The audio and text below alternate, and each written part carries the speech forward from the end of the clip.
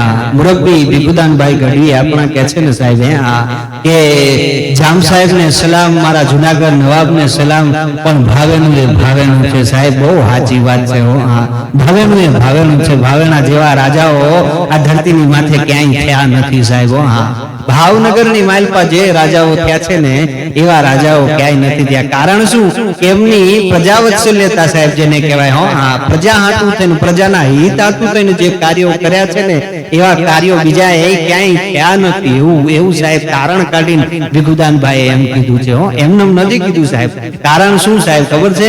કે છે કે એક માણસ જેને કહેવાય કે બરોબર ભૂખ લાગી હતી સાહેબ, ત્યાંથી કે છે કે નીકળ્યો ને બરાબર નીલમબાગની માલપા 18 પાદરનો લાડો બેઠો છે સાહેબ. હા 18 પાદરનો જેને ધણી કહેવાય એ નીલમબાગની માલપા બેઠો છે. એની માણસ ભૂખ્યો થયો છે અને ભૂખ લાગે એટલે માણસને બીજું કાંઈ દેખાય નહીં, ગમે ત્યાં ખાવાનું ગોતતો હોય માણસ સાહેબ, ગરીબ માણસ સાહેબ, ચિત્રે હાલ માણસ સાહેબ. અને ત્યાંથી નીકળ્યો ને બરાબર એ નીલમબાગની માલપા બોરડી જોઈ અને કે છે ખાલી એમ બારો બધી એમ કહેવાય પાણો આજુબાજુથી ગોતી પાણો લઈ હાથમાં લઈને બોરડીની માથે ઘા કર્યો. એ બોરડી માથે ઘા કર્યો ને એટલે ખોબો કે બોરા પડે માણસ બોર વીણવા માંડ્યો અને ઓલો પાણો કે છે કે ત્યાંથી છટકી અને અંદર બેઠેલા મહારાજની માથે લાગ્યો સાહેબ. 18 પાદરનો લાડો એની પાસે માણસો કેવા હોય સાહેબ. હા હળીકાળીને માણસો એ કે છે કે દગો કરી ઈણ કે છે કે ઓલા માણસને પકડી લીધો, લાવી અને મહારાજની આગળ રજૂ કર્યો કે મહારાજ આને પાણો માર્યો, તમને કયો ઈ સજા કરો એટલે આને સજા આપી દઈએ આપણે.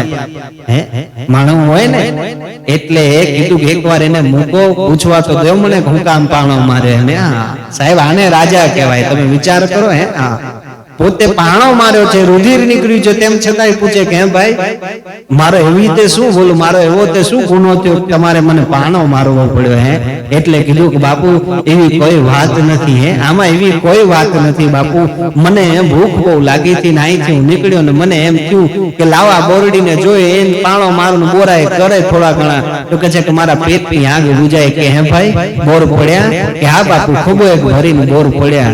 એટલે તેથી ભાવણાના ધણી એમ કીધું હતું કે મુનિમજી આ માણસને ખૂબ એક ભરીને ચાંદીની સિક્કા દઈ દો. એટલે માણસો બેઠા હોય ને એમને ટકોર કરી કે બાપુ તમને પાણો માર્યો છે ને માથામાંથી રુધિરની શેડ્યું ફૂટે છે ને તમે એમ કહો છો કે ખોબો ભરીને આને ચાંદીની સિક્કા આપી દો? હે એટલે તેથી ભાવણાના ધણીએ કીધું હતું કે ભલા માણસ એક બોરડીને પાણો મારે ને તો એ ખોબો ભરીને ફળ દેતી હોય તો હું 18 પાદરનો ધણી છું, મને પાણો લાગે તો મારે હું દેવું જોઈએ આ માણસને? એને એક ખોબો ભરીને ચાંદીની સિક્કા દઈ દો. આને રાજા કહેવાય સાહેબ. રાજા આનું નામ કહેવાય. પ્રજાવત્સલ્ય એમનું નથી થવાતું સાહેબ. રાજા કોને કહેવાય? તો આને રાજા કહેવાય સાહેબ. એ તો હું રાજાશાહીની વાત તમને આ કરી છે, પણ રાજાશાહી ખતમ થઈ ગયા પછી પણ સાહેબ કૃષ્ણકુમાર ગોહિલ જે મદ્રાસના ગવર્નર હતા સાહેબ, અને એમાં ટાણાના ખેડૂના કોઈના બળદ ચોરાઈ ગયા ભાઈઓ. ભાવેના એકમાં જ એક નિયમ કે ગમે એના ચોરી થાય ને રાજાશાહીમાં એટલે સાહેબ દરબારમાં જઈને જાણ કરવાની. ઈ ચોરને કે છે કે દરબાર તરફથી ગોતી આપવામાં આવે કાં તો પછી ચોરીની રકમ જે કઈ હોય ની ભરપાઈ કરવામાં આવે. એક જ ભાવેનામાં નિયમ હતો. એ માણસને તો એમ જ કે આપણે જઈને દરબારમાં કહેવાનું ચોરી થાય એટલે બીજી વાત હોય નહીં. એટલે માણસ કે છે કે મેલે પૂગ્યો સાહેબ. મેં જઈને પૂછ્યું કે મહારાજ ક્યાં? તો કે મહારાજ તો મદ્રાસ છે. કે મહારાજ તો મદ્રાસ છે. એ ટાણાનો ખેડૂત સાહેબ મદ્રાસ પૂગ્યો. જોજો સાહેબ એ મદ્રાસ ગયો. મદ્રાસ જઈ અને કીધું કે મારા મહારાજને મળવું છે, મુલાકાત લેવી છે. એટલે મહારાજને કીધું કે ભાવણાથી કોઈ ખેડૂત આવ્યો છે એટલે મુલાકાત આપી દીધી સાહેબ. માણસ ગયો અને કે છે એક માણસ પૂકીને કીધું બાપુ જય માતાજી. કે ભાઈ જય માતાજી. કે અહીં યાત્રા માટે આવ્યા હતા, અહીંયા ફરવા હાટું થઈને આવ્યા હતા? કે ના બાપુ એમ જ આવ્યો તો તમને મળવા હાટું જ. કે હે કે મને મળવા હાટું નહીં આવ્યા? કે હા. કે શું કામ હતું ભાઈ બોલો?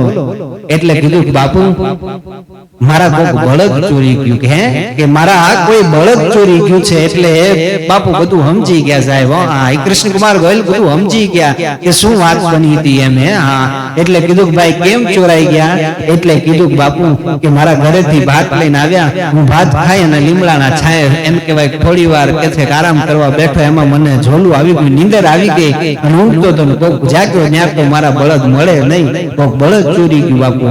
એમ ઊંઘતો તો ભાઈ લઈ ગયા? કે હા જોના અમે જાગતા ને બધું લઈ ગયા. હે હા કે છે કેટલાના બળદ હતા તમારા, એટલે કિંમત કીધી કે બાપુ આટલા, કે છે કે આટલાના બળદ હતા, ઈ ટાણાની જે કિંમત હશે ઈ કીધી સાહેબ, કે છે કે તમારા આવવા જવામાં ભાઈ ખર્ચો થયો હશે ને. જો સાહેબ શું રાજા કેટલો વિચાર કરે સાહેબ, કે તમારે આવવા જવામાં ખર્ચો થયો છે ને ભાઈ, કે હા બાપુ. તો કે છે કે લ્યો ભાઈ આમ કરી અને ઈ ટાણાના સાહેબ 5000 રૂપિયા જેને કહેવાય, હા ઈ સમયના 5000 રૂપિયા રોકડા જેને કહેવાય ઈ દઈ દીધા સાહેબ. લ્યો ભાઈ બીજું કાંઈ કામ હોય ને તો કેજો, એમ કરીને માણસને ન્યાથી સાહેબ જેને કહેવાય કે રાજાશાહી પૂરી થઈ ગઈ છતાં ઈ માણસને એમ નથી કીધું કે ભાઈ રાજાશાહી ખતમ થઈ ગઈ, હવે કોઈ આવા નિયમ નથી કે રાત તરફથી ભરપાઈ કરવામાં આવશે, એવું કઈ છે નહીં, એવું નથી કીધું. પણ પોતાની પ્રજાને સાહેબ ક્યાંય તકલીફ ન પડે ને એનું હંમેશાની માટે ખ્યાલ રાખતા ને, ત્યારે એને એમ કહેવાય એને કે પ્રજા વત્સલ રાજા કહેવાતા. અને એના હાટુ પાછળ પાછળ પ્રજા ફરતી સાહેબ, ઈ રાજાઓ પાછળ. અટાણના ઘોઘાઓ સાહેબ તમે જુઓ ને, અટાણના ઘોઘાને તમે કાંકરી મારો ને તો તમને જામીન ન મળે ભલામણો. ગમે ને જામીન ગોતો ને તોય ન મળે. અને ઈ ટાણાના મહારાજને સાહેબ પાણો મારીને રુધિરની શેડું ફૂટી તોય એને ખોબો એક ભરીને ચાંદીના સિક્કા દીધા હશે સાહેબ. રાજા સાહેબ વિલીન થઈ ગયા પછી પણ કે છે ઈ ખેડૂ ન્યા ભૂગે અને એને બળદની રકમ ચૂકવ્યો છે ને, આને રાજા કહેવાય સાહેબ. હા રાજા કોને કહેવાય ને, તો આને રાજા કહેવાય સાહેબ. હા